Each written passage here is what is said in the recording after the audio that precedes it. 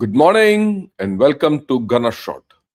गना शॉट में आप सबका स्वागत है।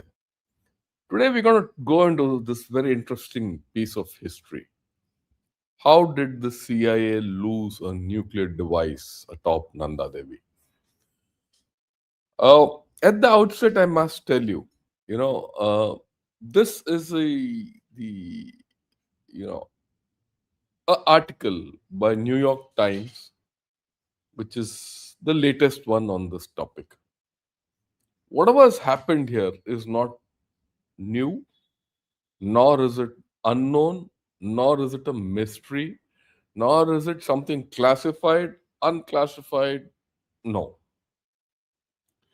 It is something which is there in public knowledge from the late 70s. Okay. I will say it came into public knowledge in 77, 78.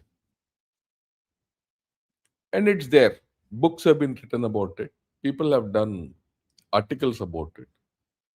And I've been reading articles about it for the past 20, 25 years. And it's just that I read this article in New York Times, which says, how did the CIA lose a nuclear device? And this, it says, the CIA had a nuclear device here, New York Times. It came out. And I read through it, and my whole thing got refreshed. And I thought, let me share it. And let me share some thoughts about it. It's an interesting story for those of you who don't know, and we need to understand this, right? And it was a pretty well researched story, as stories go, but there were some missing links in the story, right? And as you go along, I'd recommend that you read this article in Caravan by a person called Vinod Jose, uh, River Deep, Mountain High.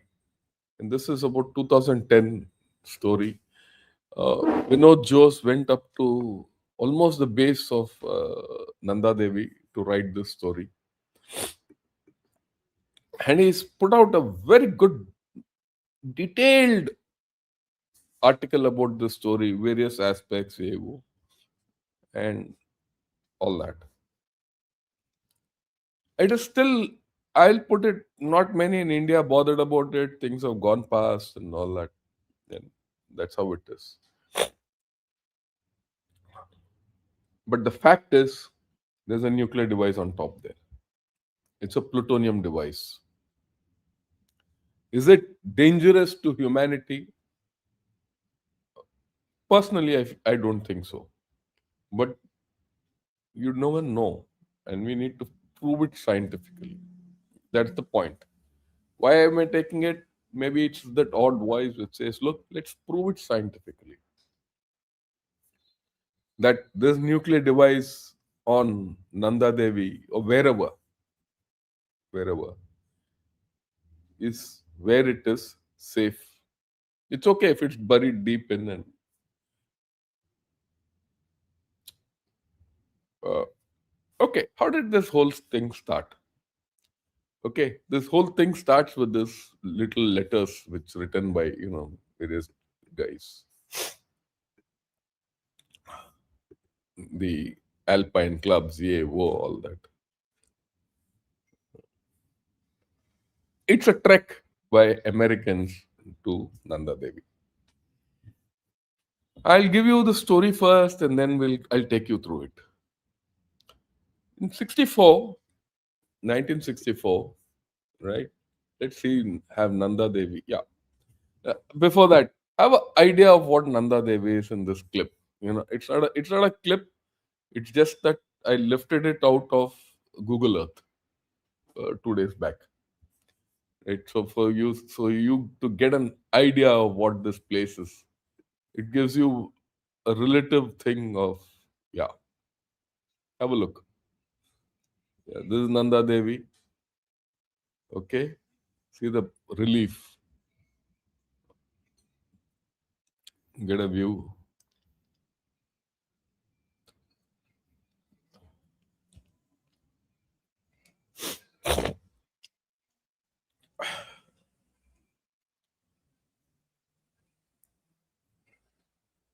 So Nanda Devi here is at 25,000 feet. And interestingly, along the spine you go, there's another peak called the Nanda Kot. It's about 20,000 plus. So we'll talk of that also as we go along. And this is it. This is Nanda Devi. This is Nanda Kot. Look at when you see from here, you see the Tibetan plains. And this is the ex- Tibetan highway which runs other side of the Himalayas. And what you see here in the far distance is Mount Kailash, Mansarovar. But actually, you can see far beyond. It's not a matter of what you can see far beyond, it's a matter of getting an electronic line of sight to that place. Okay, so far I've given you the general lay of the ground. In the those central Himalayas, Nanda Devi is the highest peak. It's the 28th highest peak in the world. And at one point of time, it was felt that it was the highest peak in the world. Good old days. Okay. And Nanda Devi and that belt is from where the Ganges flows. Ganga Ma. Why are we getting there? 1964, the Chinese in Lopnor is beyond what you see, the Tibetan plains, at the northern edge of Tibetan plains, or the Tibetan plateau. I wouldn't call it the plains, the Tibetan plateau. The Chinese burst a nuclear explosion. And then the Americans get worried. Look, we have to monitor this place. We need to know what Chinese capabilities are and how to go about it and all that. Whether they can fly up it in a plane or put it in a missile and all that. How do we do that? So they don't have an answer till a American mountaineer who scaled Everest, okay, in 64, 63, 64. He he meets in America, uh, you know, a general who's associated with all this, Lee Curtis. Anyway, I'll not get into names here. So both these guys meet, and this American general who's part of the CIA system, he says, "Look," uh, and this American mountaineer, he talks of the view you can get from there and all that, from Everest into the Tibetan plains and all that. Then he gets an idea. He says, "Why don't we put a receiving and a transmitting device on one of these hilltops, which can see across the Tibetan plateau, and it can monitor whatever the Chinese are doing. It's only possible from this side. It can't be done from any other side because you need height, you need electronic line of sight, and you need." So they said, "Yeah, fine, let's do it." Okay. And they go rig up something. They say, "Okay, you can put a radar up there, a transmitting device, a receiving device. I'll show you those." It's actually a radar. And then, but you need to power it because you need to power it. They wanted to keep it for 30, 40 years. So what do? They go put the CIA puts its spooks together. They go to NASA, wherever they had to go.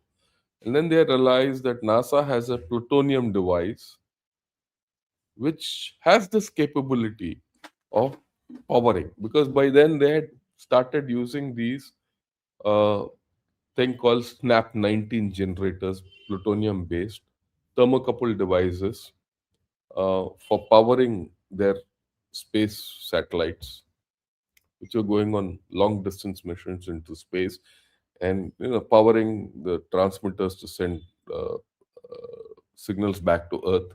They were also using it in sea missions of long duration, unmanned missions in the sea.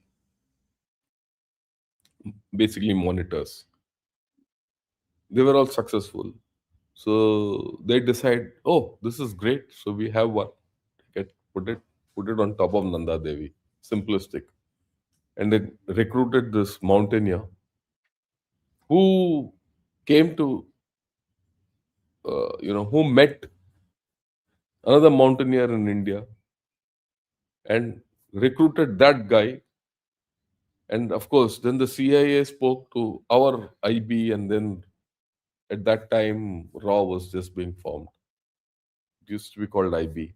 And they get together, all this contract, CIA, the American mountaineer, Indian mountaineer, and the Indian mountaineer is a person called Captain Kohli, who himself was a Everest summiter. He's passed away. He passed away, I think, last year or so. He's written a book about it, and numerous people have written. So all these people get together and hatch a plan. So the plan is initially hatched. Uh, at this time, remember, you're talking of 64, 62, we had lost the war to China. We were in a miserable shape. China in 64 goes and bursts a nuclear device there. Obviously, it threatens India. And at that time, so Americans come and say, this is it, let's monitor together. So the Indians agree. We agree. We have our own angles to it, but we agree because there's no other way you monitor. This is also the this is also the time 64 Nehru was in poor health, who had passed away by then.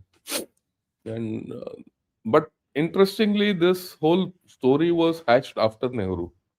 But in many media, you say that it was Nehru it is put up. So there is a dissonance.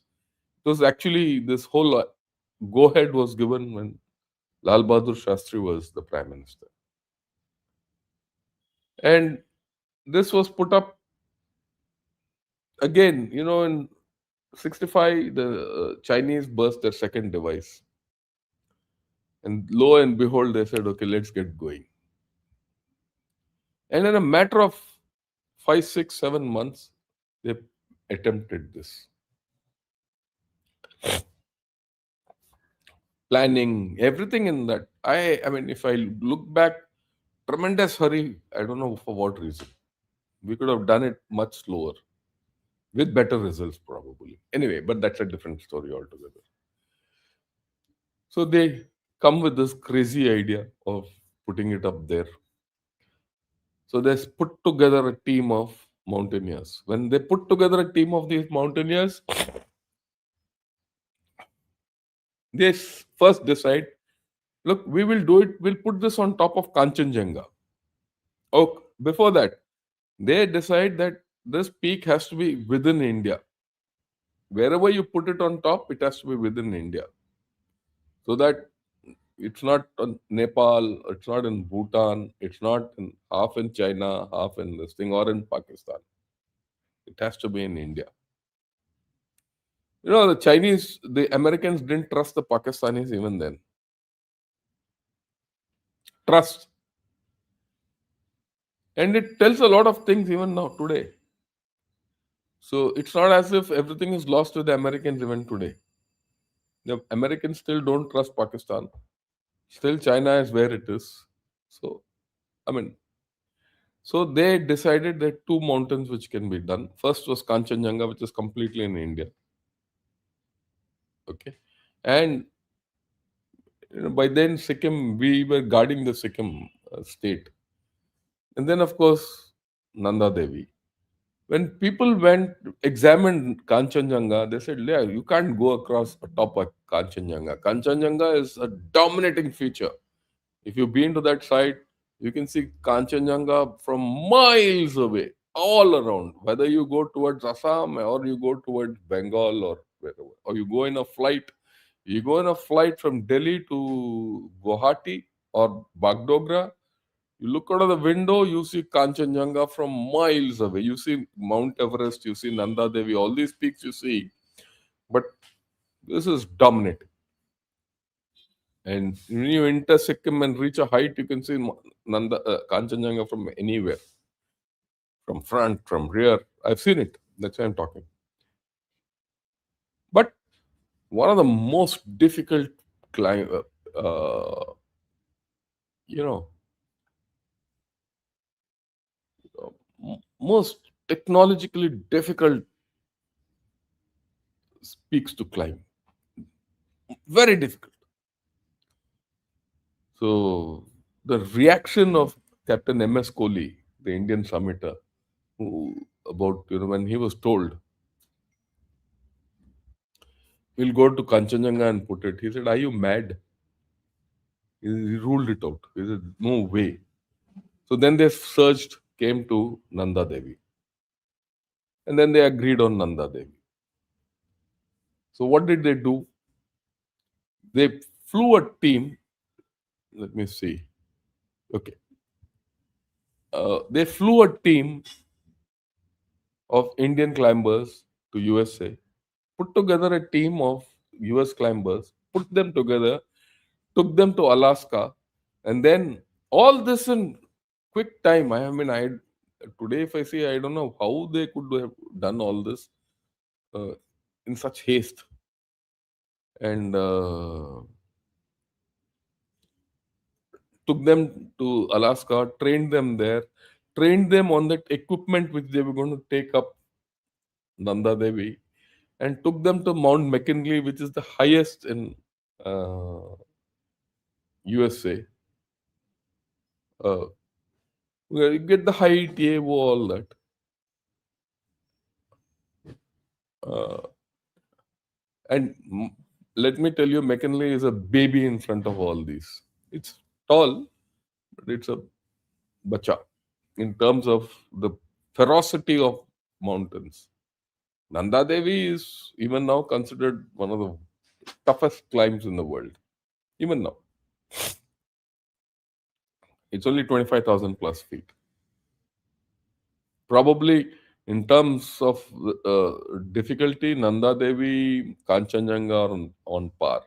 Everest is a benign mountain compared to all this. Okay, so they finally decide on Nanda Devi. And they practice this whole thing at McKinley, setting up everything. They do a rehearsal in McKinley, Mount McKinley, and they come directly to India. India to when they land in Delhi, Delhi to straight they go to the base of Nanda Devi. Now, in the meanwhile, base of Nanda Devi is being prepared. So these guys landed from there to here and went to Nanda Devi with hardly any acclimatization. They'll already land there, and they do this at the in end September, October when the climbing season is over. The winter is going to come in. I mean, some foolish planning, and they attempted as the season is over. 15, 16 September, they were on top of Nanda Devi. So when they go and put this damn uh, nuclear device, which is the power generator, a plutonium-based device, there's a storm, avalanche. There's a huge storm. They can't go forward, so they put this whole stuff in a bloody rocky cave, anchor all the equipment there, and come back with the hope that next year. I mean, it's logical. They took the decision, we can't go further, leave it there, anchor it, and come down, go up next season and finish it. Because they didn't want to lose life. These are all mountaineers. There were hardly one or two guys who knew. I mean, one or two of those Americans who were in that thing knew how to set it up. But beyond that, they were just executors. The planning was being done in Washington and Delhi. And they had set up communications and all that. So the team said, we can't go further. We're going to leave it. We're going to anchor it, and we're going to come down. Otherwise, we lose lives. You lose life, you cannot recover it. Also, next year you don't know where it is. So they said, okay, we'll anchor it there, left it, came back. Next year when they went, it had disappeared. Until now, it has disappeared. This is the story in short about this nuclear device atop Nanda Devi. Now, having understood this, let me go into a few details. This is a Mota story. So, but the thing doesn't stop there. So, 65, they attempt to put one here. It doesn't happen. 66, they go up here. They don't find it. So, what do they do in 67? They go to Nanda Kot. And 67, they put a bloody device there in Nanda Kot. It functions intermittently. They put 68, they suddenly it blinked, they went and they saw that it was it had melted and it was in where they had put that nuclear device, it had gone down in depth. And I'll explain to you, because of the heat melted the snow and it went down and it made a cave and sat down. They recovered that back and they closed that whole story after that. After 68, 69. I mean, it did happen. Huh? Now, this begs the fundamental sense of this whole story. How foolish we were, how foolish our IB Shaibi was, how foolish the Americans were in this whole story. In 66, 67, when you could put a device on a easier mountain, Nanda Devi, Nanda Kot approach was better, broader, not so bad. Why did you try to put one on Nanda Devi in the first place? It's a matter of getting electronic line of sight. Why did you not build it up over a couple of years? Make a platform, and see, test whether it will withstand. Get the idea of that damn place. Just zone off one mountain, keep going up and down that. And clear it. And then put that thing. No. And this is something, the Americans are very good at. They make haste. Push. Go, go, go. Let's go, let's go, let's go. वो Trump भी यही कर रहा है, let's go let's go let's go. Now that story is out now. Trump was pushing Mr. Modi. Deadlines, self-imposed idiocy. This is a national American habit. We fell for it then. I'm glad our Prime Minister didn't fall for it now. If only the Americans had the sense to be patient.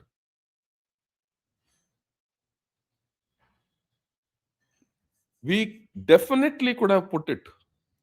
And if only the Indians had the sense at that time, we in India had the sense to do it consultatively instead of restricting this whole story to a set of mountaineers and to the IB guys.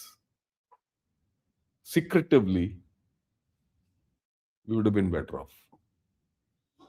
Today, hopefully, we are better off for that. I'm giving you a postscript of the whole story because now I'll tell you the story as to actually how it happened. See, this is what they were trying. Okay? This was the antenna. This was a receiver, and this is the transmitter. Basically, a radar.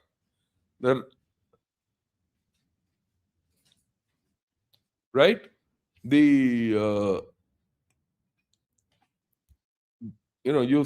emit signals, one receives signals, and you have an antenna for it. Very simple. Okay? It was not a radar with a dipole, that would have been very heavy. This was light stuff which they put together. And a radioactive device to power the whole thing. It's called the SNAP 19C generator. Okay? Okay, Snap 19C is a portable generator designed in a top secret lab and powered by radioactive fuel similar to the ones used for deep sea and outer space exploration. Okay, so this is it, 19C portable generator. So it had a core of plutonium capsules, an electrical system, and all that. And it had fins to dissipate heat like a radiator. Beautiful design. I'll not go further into it. And mind you, the technology of this is when? 60s. The Americans were far, far, far ahead of the rest of the world at that time. And my suspicion is they're still so. In fact, it's not my suspicion, it's my certainty they're still so. The really Chinese are jumping up and down for technology. Okay? And a lot of our Indian experts are jumping. Oh, China has reached the apex of technology. Where it matters, I still suspect. I'm not suspecting, I'm very sure where it matters, the Americans are ahead of the game. Remember, they are the guys who have tested fusion technology 2, 3 times already in a lab. Chinese and all are nowhere near, they bloody lie. So technologically, granted to the Americans, they were far ahead of the game. And this is safe. This is safe for carriage, and they were using it. They knew how to handle it. But what they didn't know was what's the vagaries of weather at 25,000 feet. Okay, so this is the story. Device on right. If China launched a missile, the device on Nanda Devi will track it and give it to a CAA station elsewhere, and you monitor it. Very simple. It's a radar system. They chose this team. This is the joint team. This is Captain M.S. Kohli, who was a Everester. He's written a book, Spies in the Himalayas. Right? I've not met him. I believe he passed away in Nagpur. He had interests in Chandigarh, Bombay, Yeo, all that, whatever. Uh, Good man, naval officer who got acclaim by going to the Everest in the 60s. Just imagine. And then he joined the RNAW IB then, and the RNAW government officer, retired, and very respected person. And then, of course, the other members of the team. Sonam Wangyal, he's here, he's in Leh. The New York Times has come out with his interview also. Have a look at it. I'll not go into it. Okay, now, this is the picture of they trying to assemble it and practice at Mount McKinley. The interesting thing is this plutonium device was about 50-60 kg. And who could carry it? Only Sherpas. So and the Sherpas for them is a load. Pochaps didn't even know that they were carrying a plutonium device. And they used to carry it because this plutonium device used to generate heat. Except the last mile connectivity, everything was done at the base camp. And because it was to generate heat, they used to go and even sleep next to it. If you see the stories. And this plutonium device actually helped this whole lot go up. Okay. Now people will say, "Oh, this is a plutonium device, radioactive." People, yeah, the last 2, 3 people of that expedition are still alive, who were anywhere near this plutonium device. So it can be bad, no?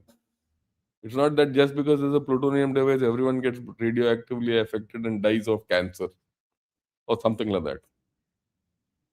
They're still alive. So there is, science has to be applied with logic. That logic, somewhere, this whole story has been missing. Everyone has been pursuing it for his story. Okay, so this is it. Let's look at this. I'll now take you through a set of pictures, and these pictures are available in New York Times. This device was taken up from this route. Understand this. This route is important, and it was left here. This peak, of course, summit is at 25,645 feet. This is the western slope of Nanda Devi, and at the base of this is Rishi Ganga, and I will talk of that a little later. So this was here, and it fell off. It could have fallen off that side. It could have fallen off this side. No one knows. If it has fallen off that side or this side, yeah, we don't know where it is. That's the best part. It was at Camp 4 and never seen again, right? And then here, this is the closer picture, Camp 4. Logically, if you look at the ravine from here, it should have fallen off this cliff. If you probably look at it from that side, it would have fallen off. This is the way up. Very difficult climb.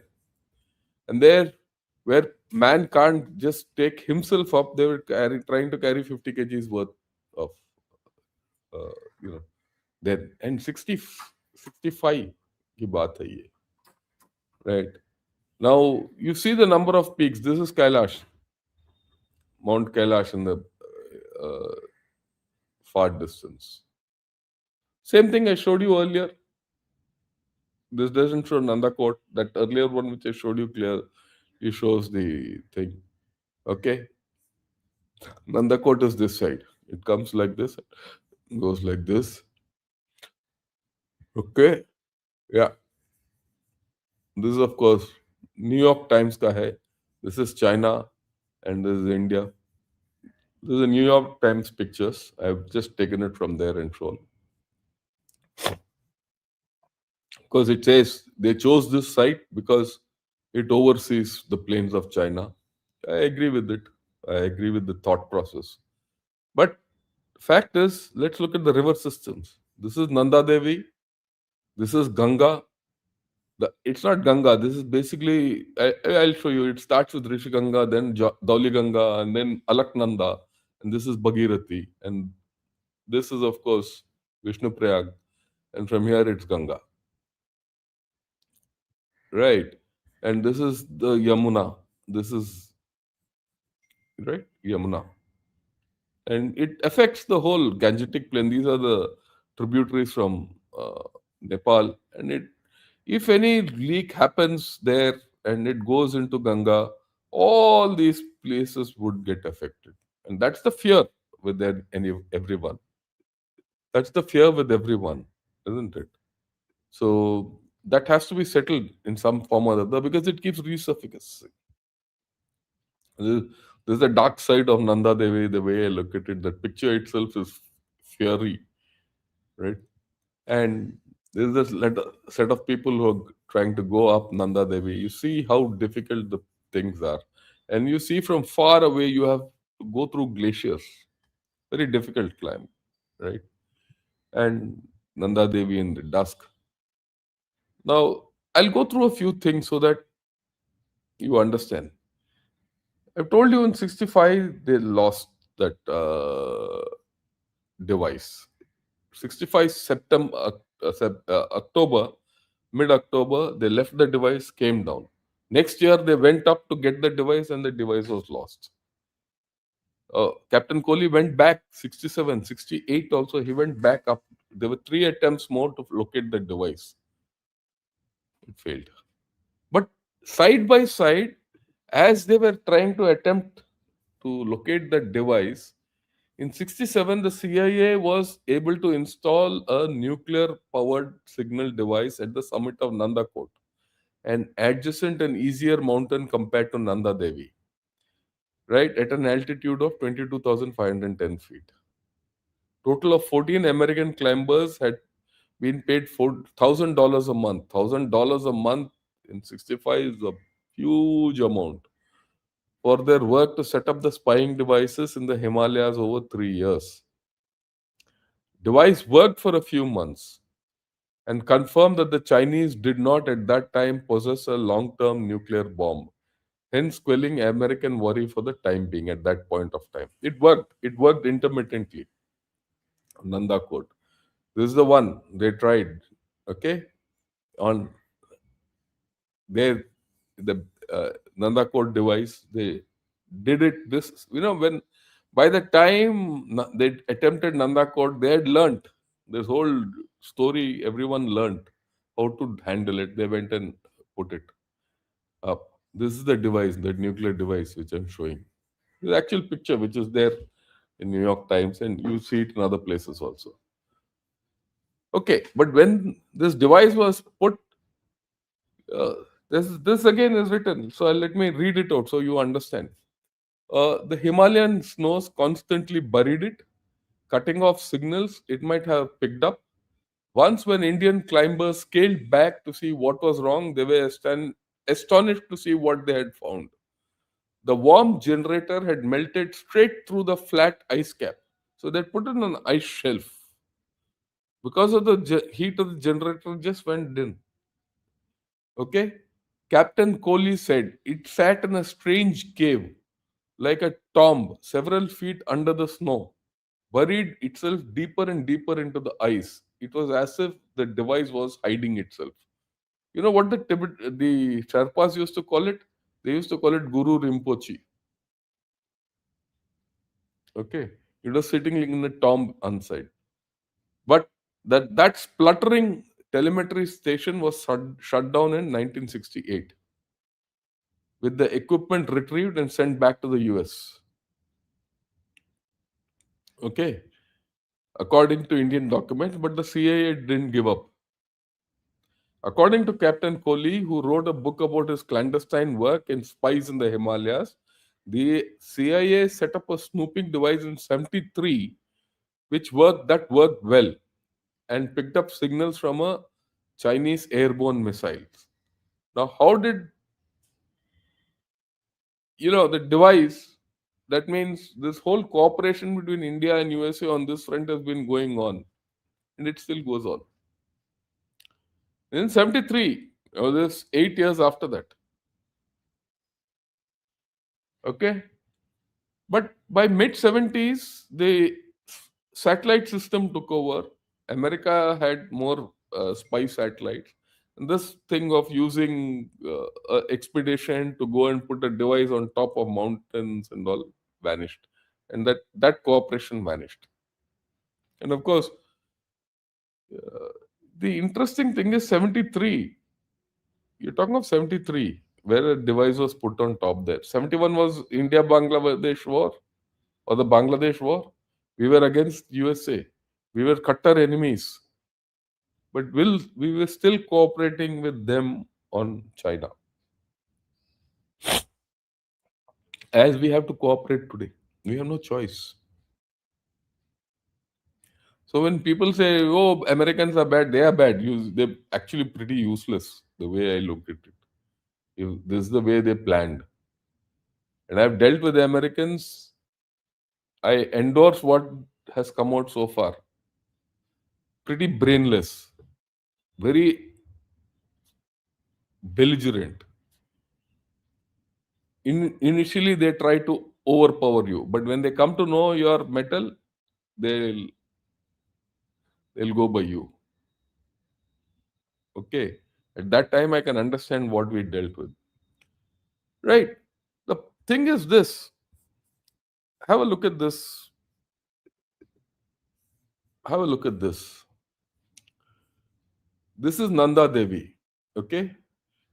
This river which comes from here is Rishi Ganga. This is called Dauli Ganga. Okay. It comes from this Malari, Yevo, and all that. Okay. It joins at a village called Lata. And then, okay, this is Rishi Ganga. This is Dauli Ganga. Okay. It flows together as Dauli Ganga. And then this thing comes from Alaknanda. And from there down, it goes to as Alaknanda. And Alaknanda is the main tribute, one tributary. The second main source of Ganga is Bhagirathi. They join and they go together as Ganga from the headwater. Ganga starts there. Okay.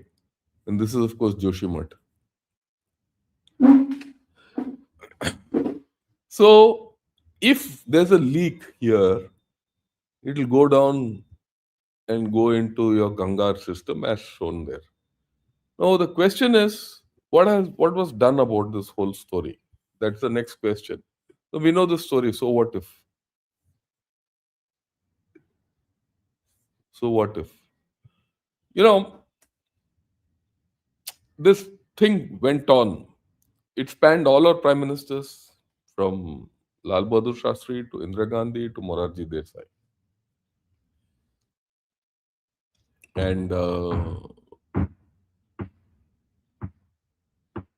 how shall I say?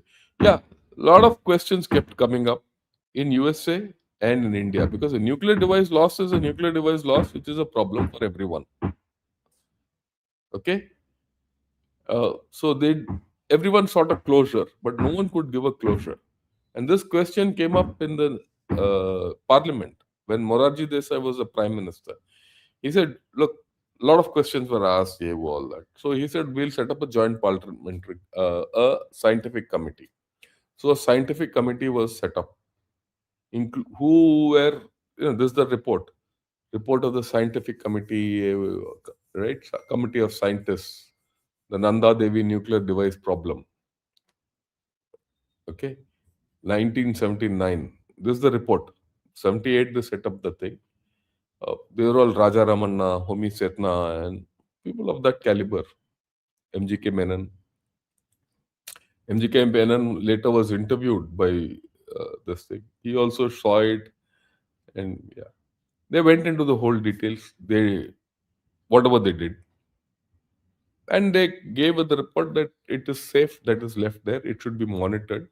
At this point of time, it is not unsafe for anyone, and it has withstood the test of time. This report so far has withstood the test of time. But the thing is, are we monitoring it? We don't know. Okay. Should we monitor it? I think we should.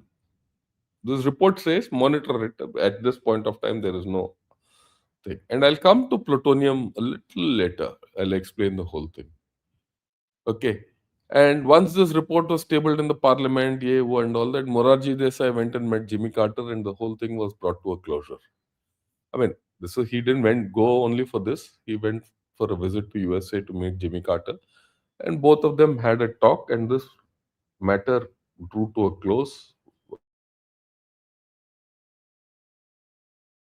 Made by India with USA. What is in that report? I don't know. Okay. Now, but the locals know. The locals know that something was lost there, and they've been, expeditions go, and only government expeditions go. No other expeditions go, because now that is a Nanda Devi is a uh, sanctuary where no one can go. You can't go and do a expedition there. It's prohibited. No one can go.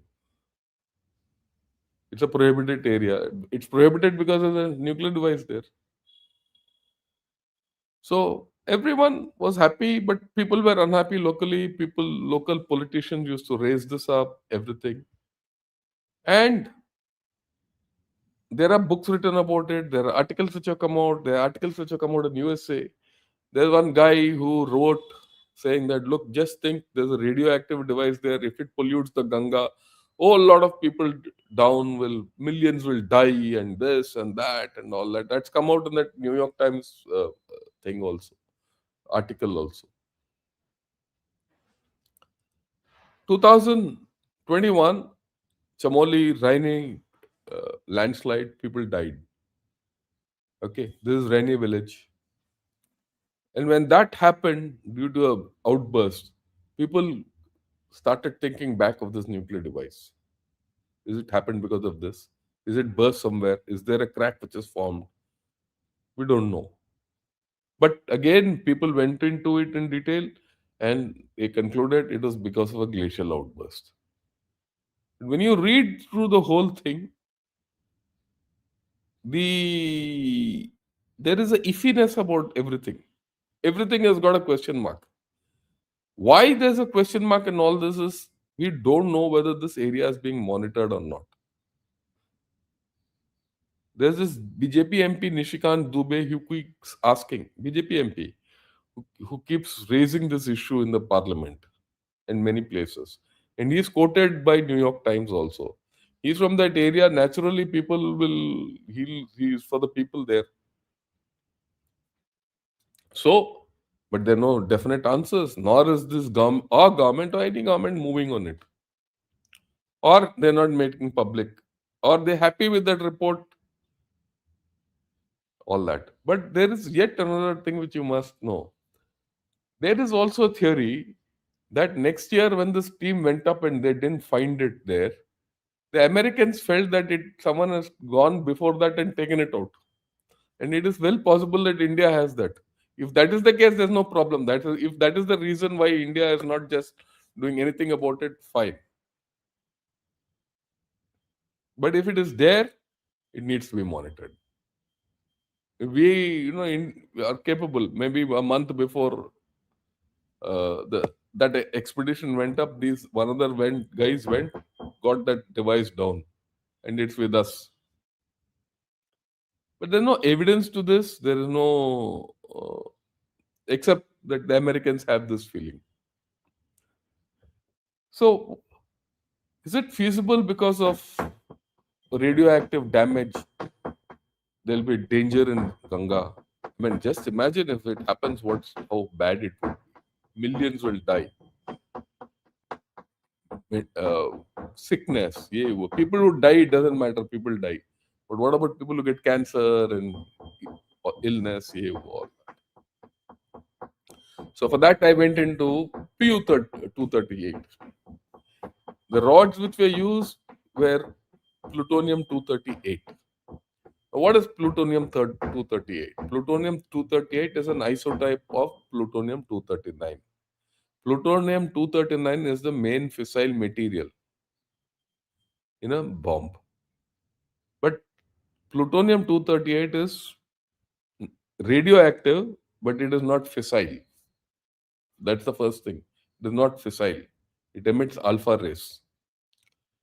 So that's the first thing. That's why you can even hug it, nothing will happen, provided there's cladding and all that. And that seems to be the case.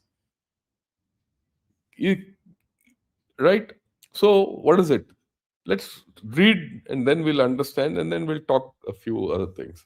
The main danger from plutonium 238 arises from internal exposure, as alpha particles have low penetration power. Internal exposure is required, right? Low penetration power blocked by skin. Alpha particles won't go through the skin also, but are highly damaging to tissues once inside the body. It should not enter your bloodstream.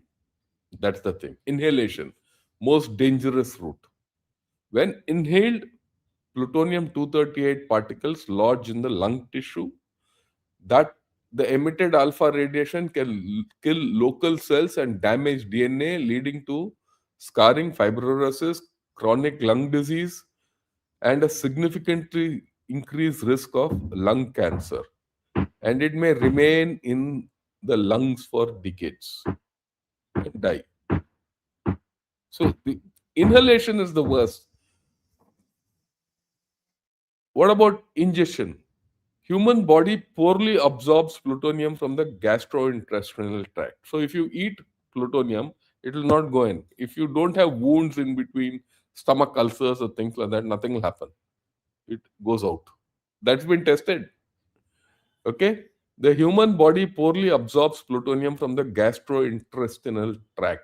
So ingestion is a less serious threat compared to inhalation. Most of the ingested material passes out of the body in feces. Finished. Wound contamination. Yeah, if PU 238 enters the body through cuts or wounds, it can enter the bloodstream and be transmitted to the other organs. Once in the bloodstream from lung wound or minimal ingestion, plutonium concentrates in the bones and liver, where it may remain for years, leading to an increased risk of bone cancer, liver cancer, or leukemia. As a heavy metal, plutonium is also chemically toxic, similar to lead and mercury. It can also form pyrophoric products, which may spontaneously ignite upon exposure to air and moisture, generating a fire hazard and potential spread of radioactive material. So essentially, unless you breathe it in, the danger is not imminent. Okay, there would be, if you're this thing, there is, of course, if this happens. So far, the question is, has this happened? So far, the evidence is zero. Will this lead to heating and then rocks changing? Yeah, it's very doubtful. We don't know. It's very clear that the rainy disaster is not linked to this. That has been established by scientific. Maybe I'm wrong. Maybe I'm not. But my logic tells me it doesn't happen that easily. It's only a small 56 inch device. Of course, that was made out of special material. We don't know. And my guess is they would have made it out of something like titanium or something like that, not iron, chyan, and all. Because they definitely would have had that thing of using. And those material uh, will not corrode. If they were using it for sea things, seaborne or deep sea devices, they'll use titanium because it doesn't corrode. So, and it is springy. Titanium doesn't break easily. So this is lying somewhere. It won't. The titanium will not get corroded. It will keep lying there. Okay. There's no way titanium will get absorbed by the thing. It will remain there as titanium. If the titanium is this plutonium inside, is in that case, it will remain there. The only thing is, it's got a half life of 88 years. Radioactivity will reduce by 50% after 88 years. It's only 60 years. Another 28 years, it's fully radioactive. Where it is, no one knows. Okay. It could be this side, it could be that side. So, what should we do? We should monitor. It should monitor because the implements we had then was difficult. People had to go use counters, yeah, all that. Today, you have better devices. You can plant the devices all around in a grid. You can use aerial reconnaissance. You can do many things today. You can have water monitoring systems in various streams which are coming because any radioactive material coming down will come through a stream and then start going upstream and doing whatever you have to do. So there are many things we can do. I know there are many more questions which I have not answered than what I've answered. Thing. But I think we need to do something along those lines. I think as we progress with better technology, with better development, everything, we need to see where this is. You can't let that lie there. It's dangerous to people. It's dangerous to people who living down Ganga. We don't know whether it is going to be mass. I mean, I don't think it's a mass killer. But why take a chance? Why not? In the process, you'll learn. You'll learn about this better. If you know how to detect this, yeah, all that, you can handle nuclear threats also better. Your technology will improve. So I think this is a case where, if you look at it, it has multiple angles to it, which will give you multiple learnings and which we need to. This thing. I do hope all of you have liked this show. If you like this show, uh, do press the like button. Also subscribe to Gunner Shot. Join me as a member. All that. I know at times I've gone all around the place, but Sunday morning, nice listening. Right, this is the way it is. Read through. There's a lot of material on this. Let your children know. This is educative for them. Don't be in a hurry. I keep telling all of you, don't be in a hurry. Don't try to ape China. Don't try to ape America. It's good we are slow. It's good to be alive. It's good to be poor and alive rather than rich and dead. I ha- Remember, take it from me. That's why there's a lot of lessons in this whole story. Technology still gets defeated by nature. It will happen again in the Himalayas. Don't worry that the Chinese will come and overpower you. They cannot.